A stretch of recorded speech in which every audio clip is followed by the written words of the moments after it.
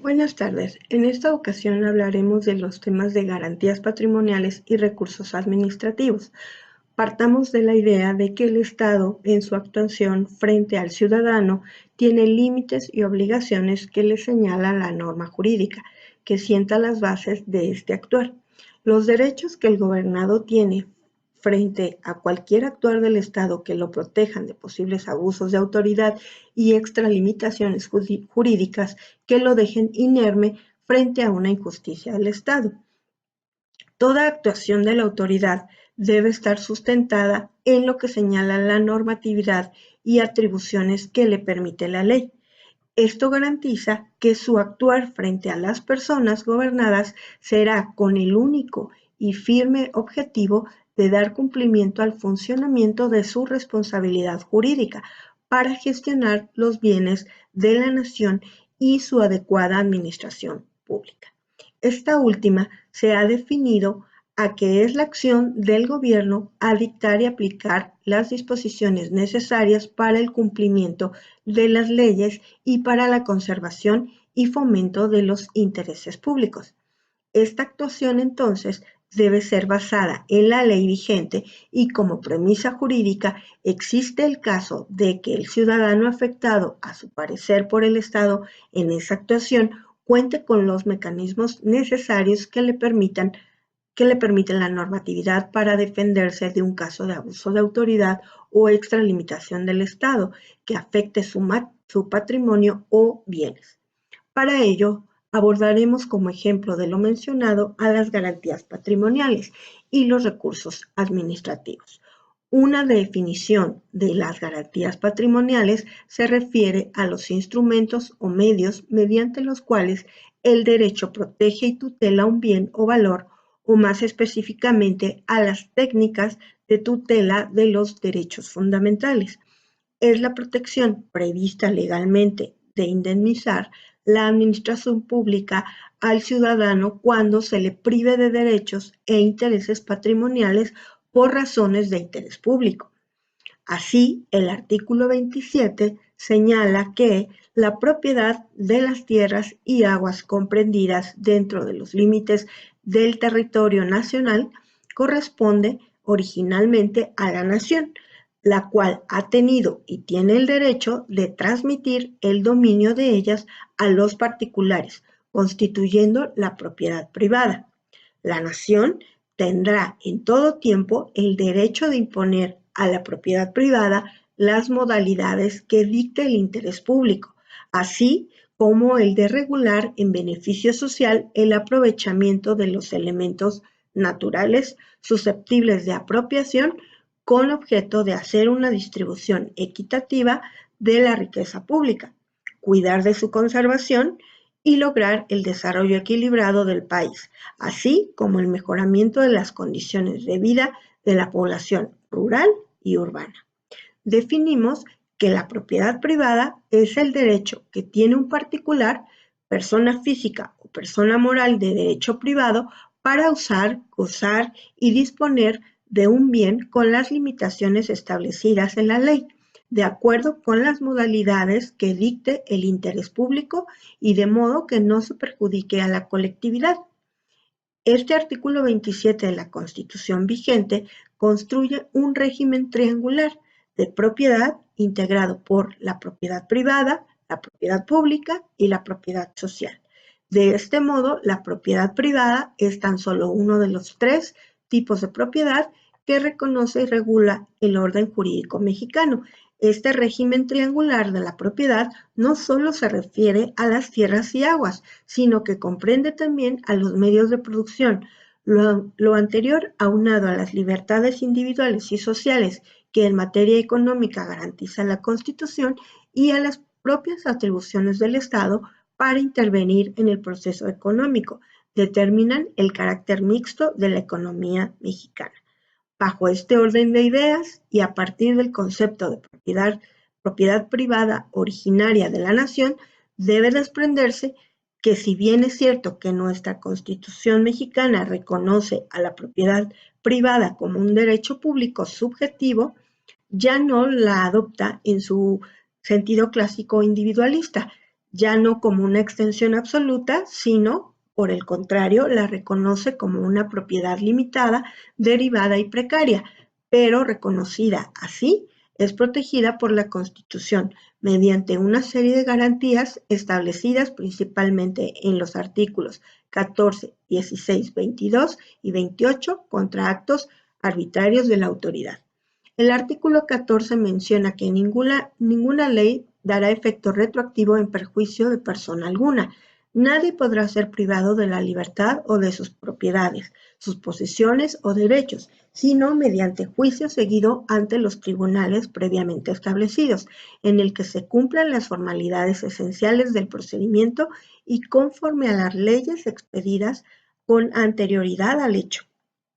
El artículo 16 dicta que nadie puede ser molestado en su persona, familia o domicilio, papeles, posesiones, sino en virtud de un mandamiento escrito de la autoridad competente que funde y motive la causa legal del procedimiento. El artículo 22, entre otras cosas, señala que la confiscación de bienes y cualesquiera otras penas inusitadas y trascendentales, indicando que toda pena deberá ser proporcional al delito que sancione y al bien jurídico afectado. Este mismo artículo nos habla acerca de la acción de extinción de dominio que se ejercitará por el Ministerio Público a través de un procedimiento jurisdiccional de naturaleza civil y autónomo del penal. Las autoridades competentes de los distintos órganos de gobierno le prestarán auxilio en el cumplimiento de esta función. La ley establecerá los mecanismos para que las autoridades administren los bienes sujetos al proceso de extinción de dominio, incluidos en sus productos, rendimientos, frutos y accesorios, para que la autoridad lleve a cabo su disposición, uso, usufructo, enajenación y monetización, atendiendo al interés público y defina con criterios de oportunidad el destino y, en su caso, la destrucción de los mismos. La propiedad de las personas no puede ser ocupada sin su consentimiento o por causa de utilidad pública y previa indemnización.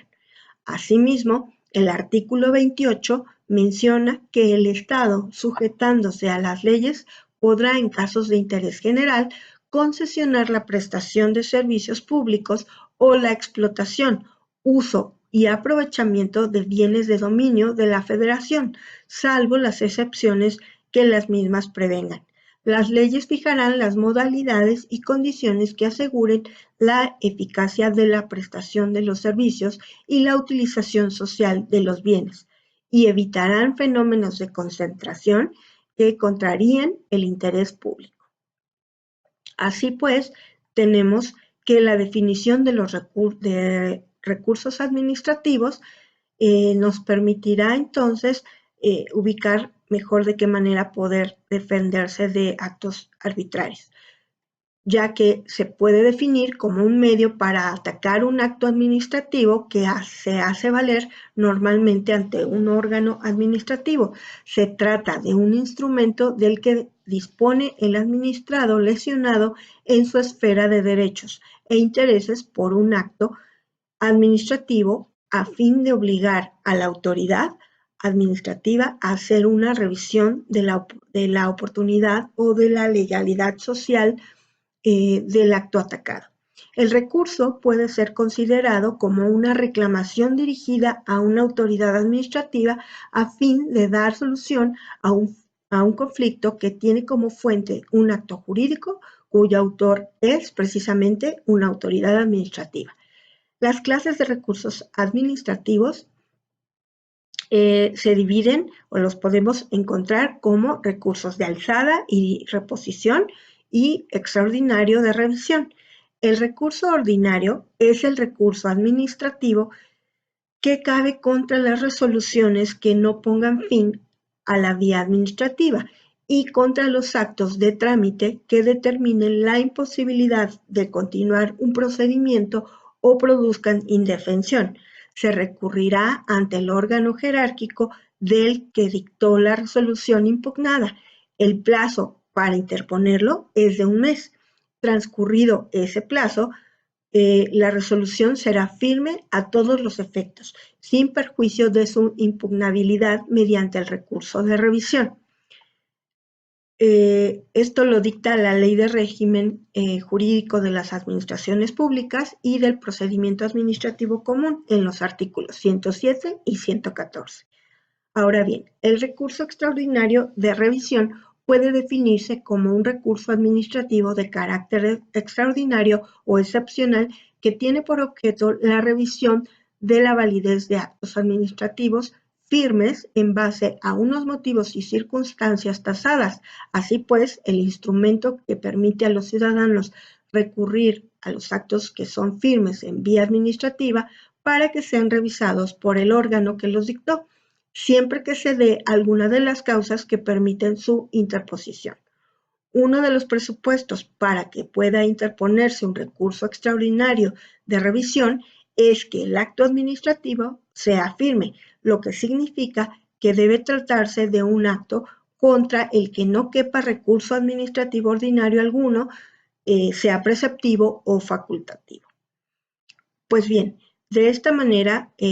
llegamos a la conclusión de que es importante conocer todos aquellos recursos de los que nos provee la ley y la Constitución a los ciudadanos para defendernos de actos que están fuera de la legalidad o que se extralimitan, asimismo como cuestiones que puedan parecer a los ojos del